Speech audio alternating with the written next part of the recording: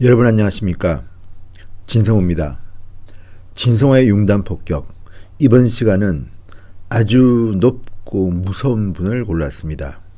김명수 대법원장입니다. 오늘 조선일보에 재밌는 기사가 하나 실렸습니다. 양승태 전 대법원장에 대한 기사입니다. 지금 아시다시피 양승태 전 대법원장은 헌정사상 처음으로 대법원장을 지낸 사람으로는 처음으로 구속 상태에서 지금 재판을 받고 있습니다. 그런데 검찰 조서가 하나 둘 밝혀지면서 양승태와 김명수 현 대법원장 간의 악연이 구체적으로 드러나고 있습니다. 2003년부터 시작됐다고 하니 상당히 오래된 악연입니다. 그리고 지금 진행 중인 과정을 보면 아마도 김명수의 복수, 김명수의 반란? 이런 생각이 들 만큼 아주 구체적입니다. 자, 지금 사법행정권 남용 혐의로 구속돼서 기소된 양승태 전 대법원장 재판이 시작됐습니다. 지난달부터. 그런데 검찰이 무려 100명이 넘는 판사들에게 진술조서를 받았습니다. 100명이 넘는 판사들이 이 사법행정권 남용 혐의의 양승태 전 대법원장 재판에 검찰에 불려가서 진술을 했다는 겁니다. 정말 창피한 일입니다. 대한민국 사법부가 어쩌다가 이렇게 됐습니까? 자, 그런데 이제 이 100명이 넘는 판사들이 했던 진술조서가 앞으로 속속 공개될 겁니다. 그런데 그 중에서 일부 판사가 했던 진술이 지금 조선일보 기자에 의해서 체크됐습니다. 그리고 보도가 됐습니다. 그런데 재미있는 것은 전직 현직 대법원장 간의 악연을 언급한 진술이 많았다는 겁니다. 서로에게 안 좋은 감정을 갖게 된 계기.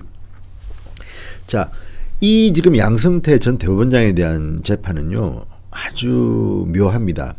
그러니까 김명수 현 대법원장이 김명수가 만약에 틀지만 않았다면 양승태 전 대법원장이 구속될 일도 없었고 이렇게 재판받을 일도 없었습니다. 그렇지만 후배인 김명수 현 대법원장이 선배인 양승태를 수사하라고 방향을 틀어버렸습니다. 그게 바로 작년이었습니다. 작년 6월 이 대법원 특별조사단, 이것도 문재인 정권 하에서 김명수 대법원장 하에서 이루어진 대법원의 특별조사단입니다. 성향도 짐작하시겠죠. 그런데도 이 대법원의 특별조사단은 작년 6월에 이렇게 말했습니다. 사법행정권 남용은 있었지만 형사적으로 문제 삼기 어렵다. 그런 결론을 내고 이 일을 이제 이쯤에서 마무리하려 했습니다. 그런데 그때 김명수 대법원장이 뒤집어 버렸습니다. 무슨 말이냐? 검찰 수사해라. 협조하겠다. 이것 때문에 당시 사법부는 난리가 났습니다.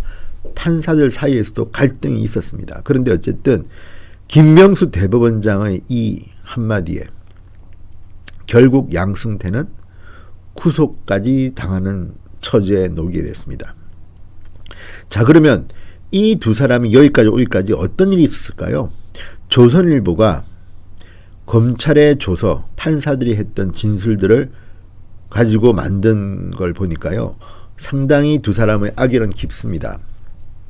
자, 2003년 8월 대법원에서 열린 전국 법관 대표자 회의가 시작이었다고 합니다.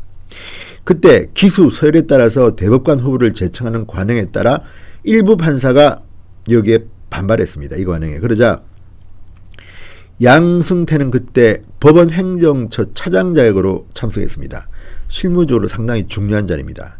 반면 김명수는 수원지법 부장판사였는데 법관 대표로 뽑혀서 회의에 들어갔습니다.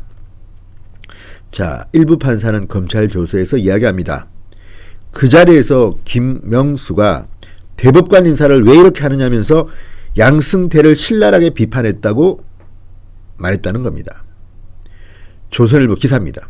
자, 당시 양승태는 주변에 김명수가 앞에서는 형님 하더니 어떻게 이럴 수 있냐며 서운함을 나타냈다고 합니다. 인간적 배신감 같은 거겠죠. 어쨌든 2003년 8월 대법원에서 열린 전국 법관 대표자 회의에서부터 갈등은 시작됐습니다. 그리고 그 뒤에 어떻게 이어졌나? 양승태가 대법원장이 됩니다. 2011년 9월입니다.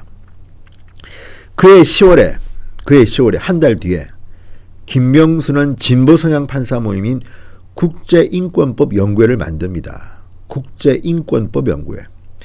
그런데 이 국제인권법 연구회는 양승태 대법원장이 이끄는 대법원 산하 법원행정처와 김명수가 이끄는 국제인권법 연구회가 갈등을 하게 만드는 조직이 됩니다.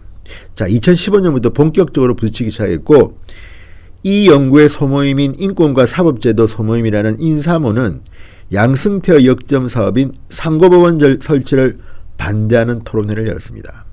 그러자 이제 법원행정처는 이 연구회가 국제인권이라는 설립 취지와는 상관없는 활동을 하며 예산 지원을 받는 여주의 단체라고 찍은 것 같습니다. 그 뒤에 행정처가 인권법 일부 판사의 동향을 파악했다는 내용 등이 포함된 사법행정권 남용 사건이 터진 것은 이런 갈등이 폭발한 것이다라는 관측이 많다. 자, 조선일보 기사를 보면 어쨌든 양승태와 김명수는 감정적으로 폭발했던 것 같습니다. 그런데 아무리 그렇다 하더라도 김명수 현 대법원장이 후배인데 이런 식으로 선배 대법원장을 지낸 사람을 구속하도록 이끌었다는 것은 참 놀랍습니다. 그리고 더 놀라운 것은 자, 이 양승태와 김명수와의 사건뿐만 아니라 이 김명수는 어쨌든 이 국제인권법 연구회도 있지만 계속해서 진보적 판사들의 리더 역할을 하면서 지금까지 이어왔습니다. 그리고 문재인 정권에 대해서 드디어 대법원장이 됩니다.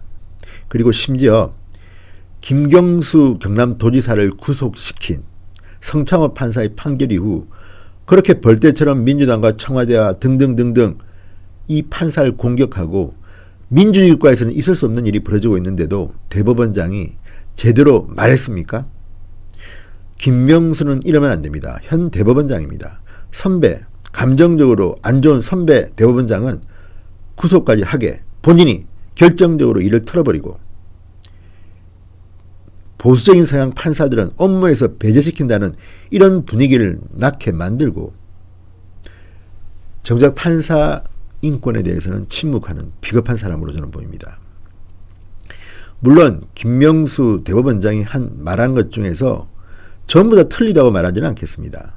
그리고 양승태 전 대법원장도 법을 어겼다면 대한민국 국민으로서 법원의 재판정에 서는 것은 마땅합니다만 이 대법원에서 특별히 조사하고도 문제가 없다는 것을 굳이 검찰 수사까지 맡겨가지고 이렇게 구속되게 하는 행동들은 민주주의 국가에서는 참 보기 힘든 보복 정치라고 보입니다.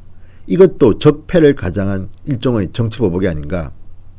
만약에요, 또 정권이 바뀌고 김명수 대법원장의 후배가 대법원장이 된 뒤에 김명수의 적폐를 조사하면 또 김명수는 감옥에 가야 합니까?